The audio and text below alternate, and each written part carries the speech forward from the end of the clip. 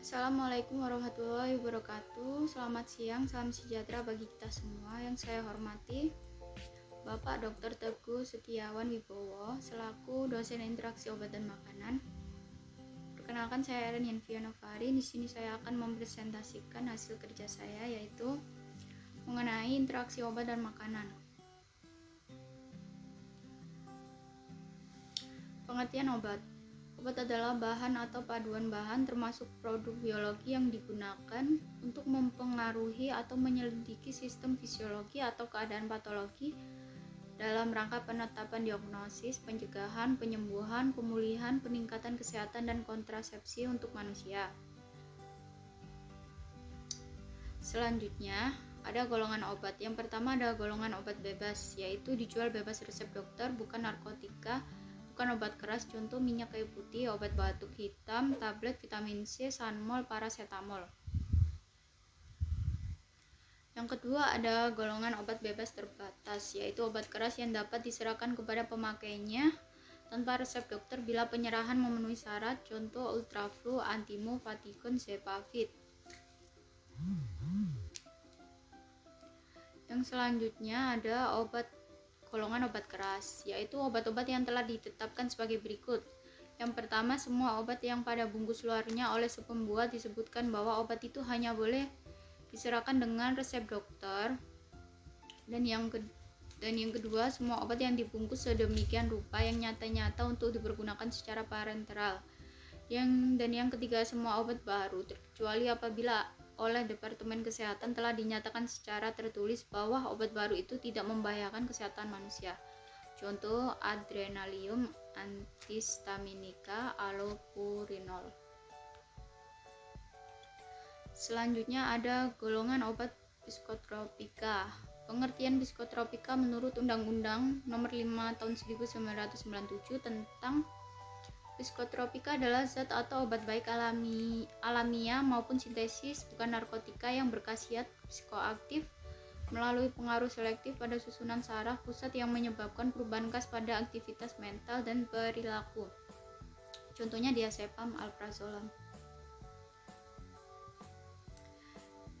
Selanjutnya ada golongan obat narkotika. Menurut Undang-Undang Narkotika Nomor 3 Tahun 2015, narkotika adalah zat atau obat yang berasal dari tanaman atau bukan tanaman, baik sintesis maupun semi sintesis, yang dapat menyebabkan penurunan atau perubahan kesadaran, hilangnya rasa, mengurangi sampai menghilangkan rasa nyeri, dan dapat menimbulkan ketergantungan. Contohnya kodein, kodeina, buprenorfin. Selanjutnya ada kesediaan obat. Yang pertama ada sediaan serbuk. Serbuk atau puyel merupakan campur kering obat dan zat kimia yang telah dihaluskan, contoh squestrolid. Dan yang kedua kapsul. Kapsul adalah sediaan padat yang terdiri dari obat dalam cangkang keras atau lunak yang dapat larut. Cangkang kapsul umumnya terbuat dari gelatin, tetapi dapat juga terbuat dari pati atau bahan lain yang sesuai, contoh diapet. Dan yang ketiga, tablet adalah campuran zat aktif dan zat pengikat, biasanya dalam bentuk bubuk yang dibentuk menjadi padatan, contoh kataflam. Dan yang keempat ada sediaan pil, obat dalam bentuk butiran kecil padat lonjong, contoh trinodiol. Dan yang kelima ada sediaan salep, yaitu sediaan setengah padat ditujukan untuk pemakaian tropikal pada kulit atau selaput lendir, contoh sagestam. Yang keenam ada emulsi, adalah sediaan yang mengandung bahan obat cair atau larutan obat, contoh laksadin. Yang ketujuh ekstrak, sediaan kering, kental, atau cair dibuat dengan mencari simplicia, nabati atau hewani menurut cara yang sesuai di luar pengaruh cahaya matahari langsung, contoh obat tradisional. Dan yang kedelapan ada obat tetes, merupakan sediaan berupa larutan, emulsi, atau substansi yang diberikan dengan cara ditetes, contoh obat tetes mata insto. Yang keenam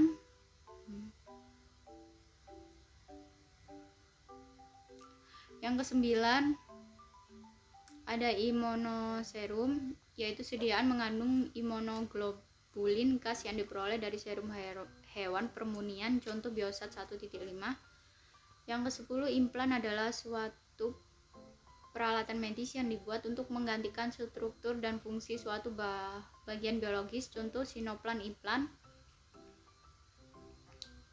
Yang ke-11, infus atau terapi intravena adalah pemasukan suatu cairan atau obat ke dalam tubuh melalui rute intravena dengan lanjut konstan selama periode waktu tertentu, contoh Ecosol NaCl.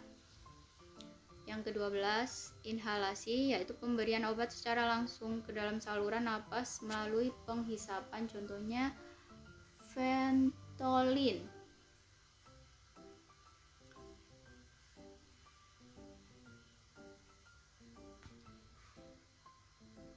Yang ke-13 ada injeksi, yaitu proses pemasukan cairan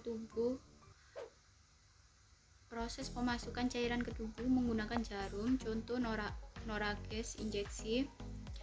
Yang ke-14 ada irigasi, sediaan larutan steril dalam jumlah besar, contoh Hexidin. Yang ke-15 kesediaan obat mata adalah tetes mata, salep mata, pencuci mata, dan beberapa bentuk pemakaian yang khusus, lamela, penyemprot mata, serta bentuk depo yang dapat digunakan untuk mata utuh atau terluka, contoh obat tetes mata Insto. Dan yang ke-16 ada plester, yaitu perban kecil yang digunakan pada luka yang tidak begitu serius untuk diberi perban besar, contoh Hansaplast. Yang ke-17 ada sediaan larutan, sediaan dalam bentuk cair yang terdiri dari gabungan satu atau lebih zat kimia yang terdispersi ke dalam pelarut, contoh Siladex. Dan yang terakhir ada supositoria, yaitu bentuk sediaan yang digunakan untuk memberikan obat dengan memasukkan ke dalam lubang tubuh di mana ia larut atau meleleh untuk memberikan efek lokal atau sistemik, contoh antimoroid. Demikian presentasi saya mohon maaf yang sebesar-besarnya apabila ada tutur kata maupun tindakan yang kurang berkenan bagi Bapak. Dengan ini presentasi saya tutup. Terima kasih. Wassalamualaikum warahmatullahi wabarakatuh.